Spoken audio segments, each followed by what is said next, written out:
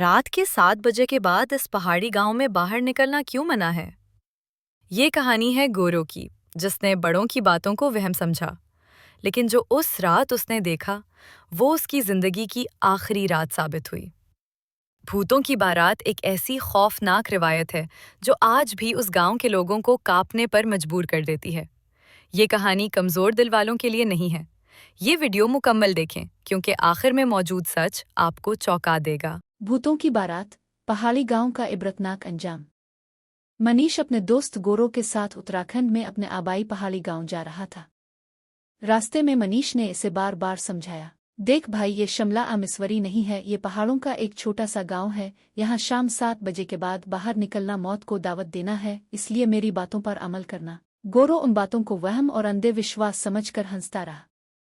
شام 6:30 بجے وہ گاؤں پہنچے تو منیش کی ماں نے دروازے پر ہی ان کی آرتی اتاری۔ منیش کی ماں نے سختی سے کہا، اندھیرا ہو رہا ہے، فوراً اندر آ جاؤ۔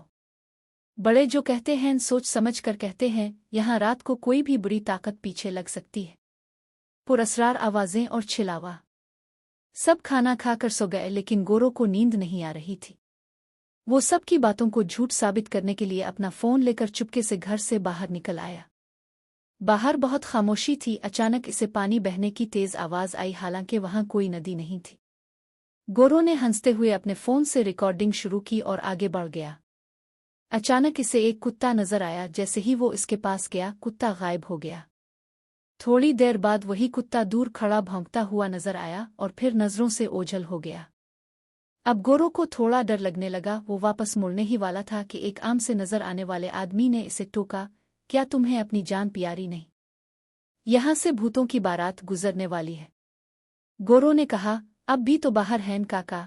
یہ سنتے ہی وہ آدمی خوفناک طریقے سے مسکرایا، اس کا چہرہ موم کی طرح پگھلنے لگا اور آنکھیں سفید ہو گئیں۔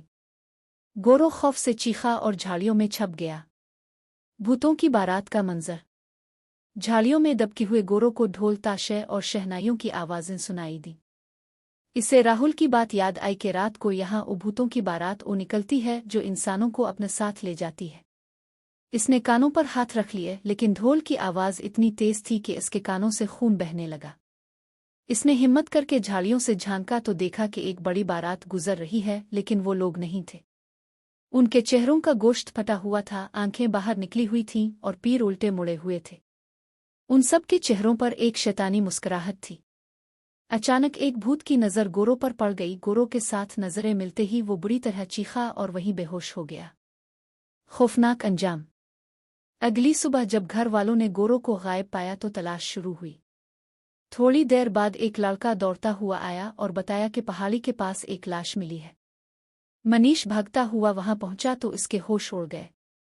گورو کی لاش ایک درخت سے لٹکی ہوئی تھی، اس کی زبان باہر نکلی ہوئی تھی، آنکھیں غائب تھیں اور ہاتھ پیر بری طرح مڑے ہوئے تھے۔